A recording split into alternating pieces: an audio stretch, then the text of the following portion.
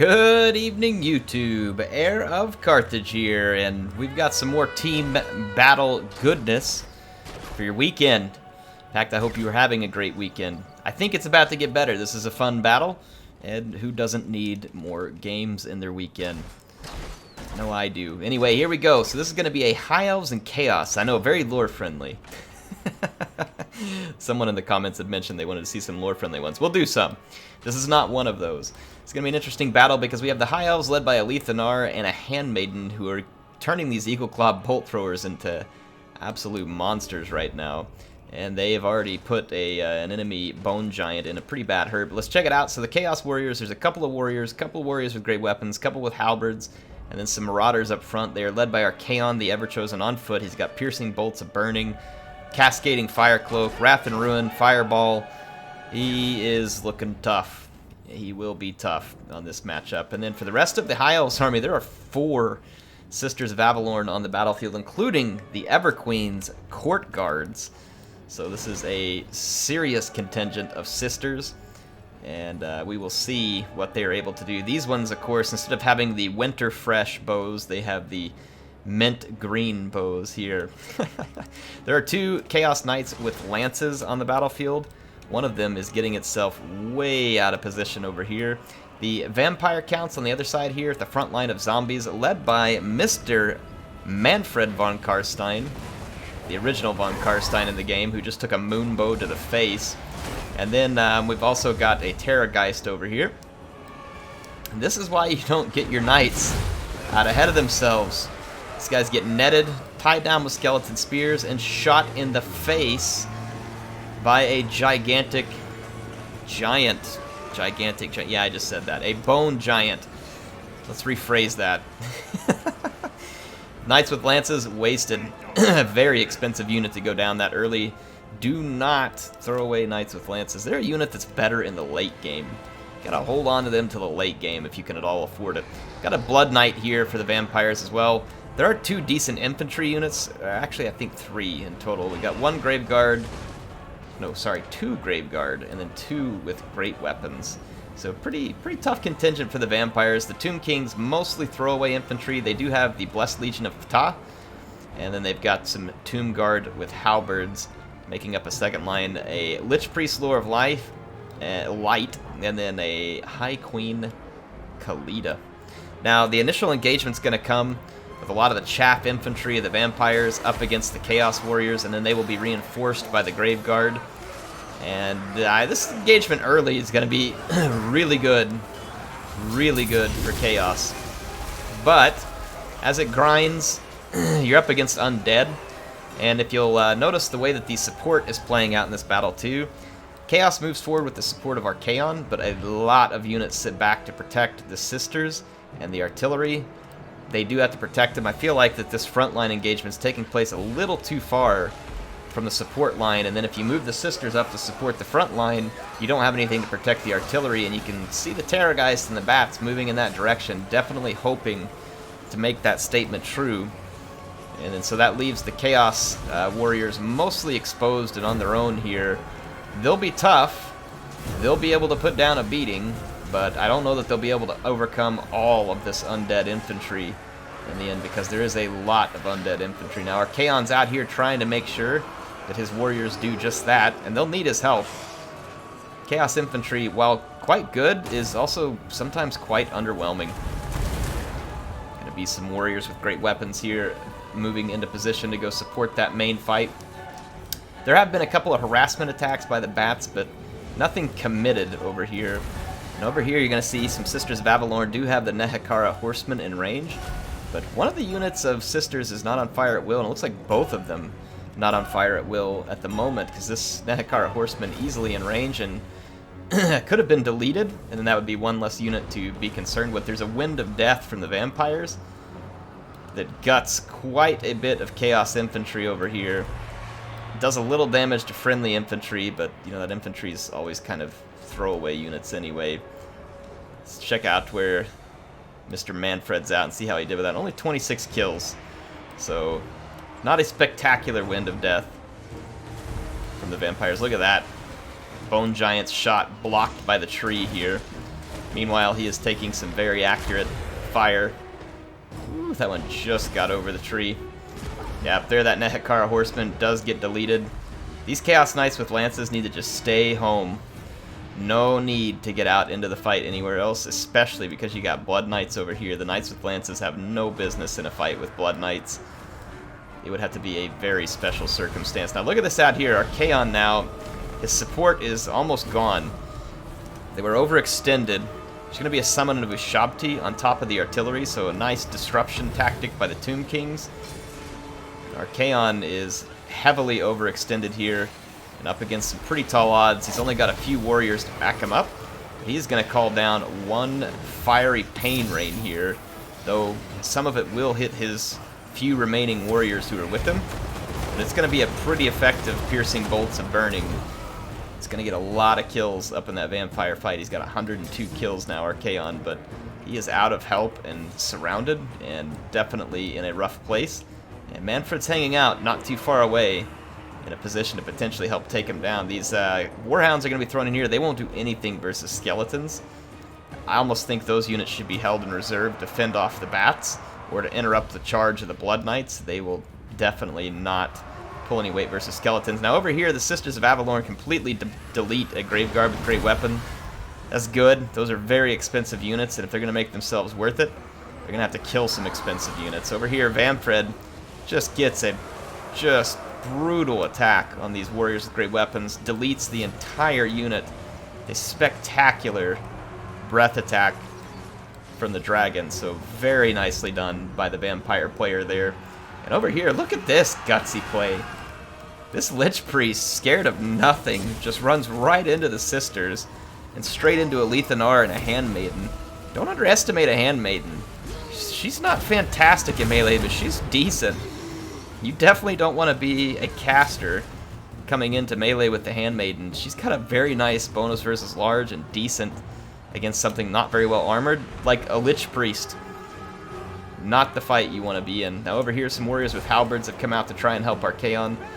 They're not great in these fights, but the Undead are going to have a hard time finishing them here if these Graveguard with great weapons can't stay there long enough. You can see Archaon becoming the target of affection for those big bone daddies in the back. Some Nehekara horsemen pulling into position, probably hoping to get home to the Sisters of Avelorn. Bats are not going to cut it for anything other than distractions. But a nice summons here. It's going to leave a bunch of zombies here that cause fear. They're also going to make it difficult for the Sisters of Avelorn to fight back. And then Manfred dishing a breath attack in here on the Everqueen Court Guard. It does get some damage done. It's not spectacular, but then Manfred gets netted. Unfortunately for the net here, I mean, there's really no Sisters available to capitalize on that net. So that's the only unfortunate part here. You do have a Lethanar.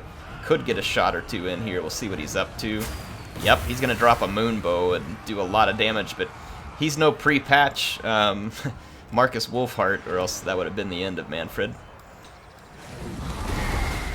You see now a Terrorgeist and Manfred just...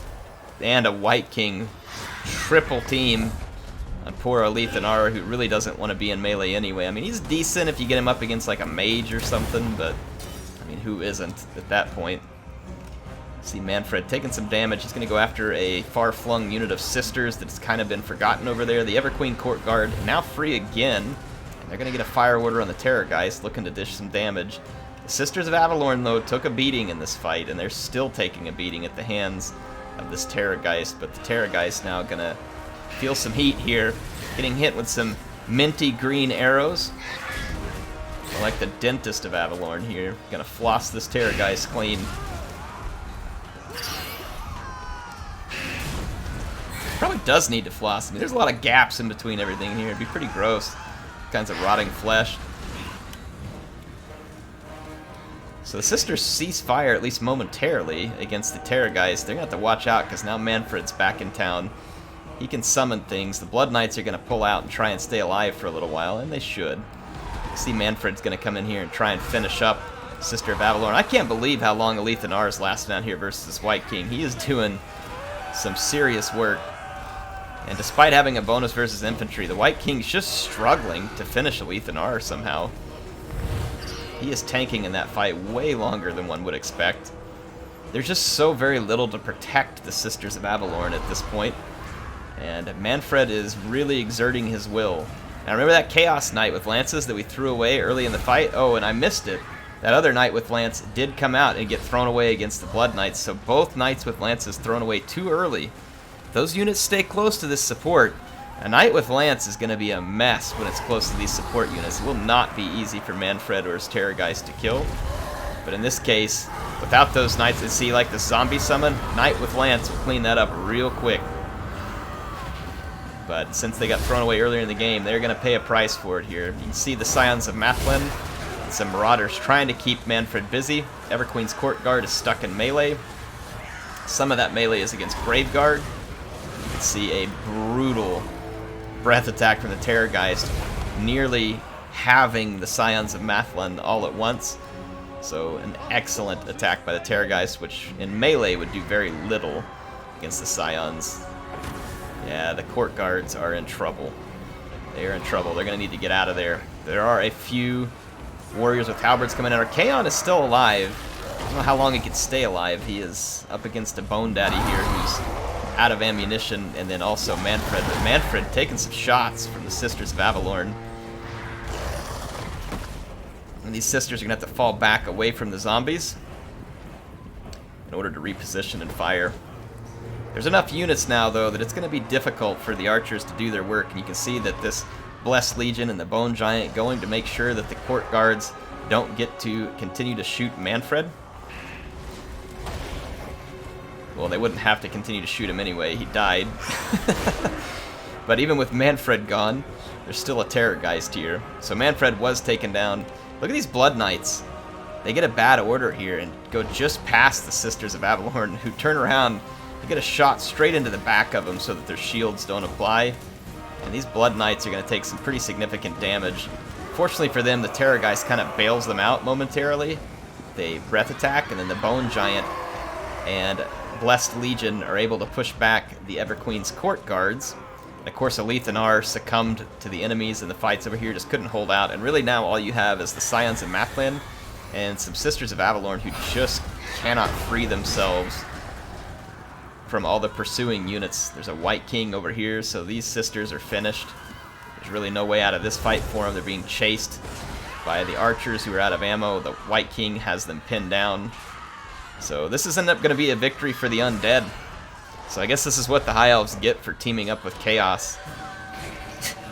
Karma comes back around. You can't team up with Chaos.